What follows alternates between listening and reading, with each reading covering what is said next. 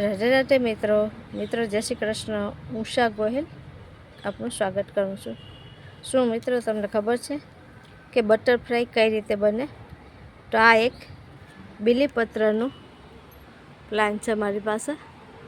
તો તેમાં butterfly larva મૂકી જાય છે અને આપ તમે જોઈ શકો છો કે આવી રીતે લાર્વામાંથી નાની નાની ઈયળો તૈયાર થાય છે। એક અહીંયા છે, અહીંયા છે, અને આવી રીતે તે પાન ખાય છે અને ધીમે ધીમે મોટી થાય છે, પછી તેમાંથી બટરફ્લાય બને છે। તો આપણે આ ઈયળને એક બરણીમાં રાખી દઈશું, કારણ કે અહીંયા તો પક્ષી તેને ખાઈ જશે।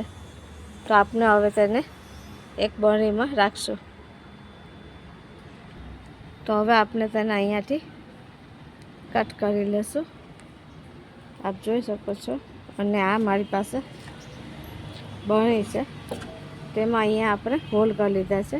તો હવે તેને એમાં રાખી દઈશું અને આપણે તેને રોજ બીલીપત્રના પાન આપવાના, જેથી તે ધીમે ધીમે મોટી થશે ને પછી બટરફ્લાય બનશે। રાધે રાધે।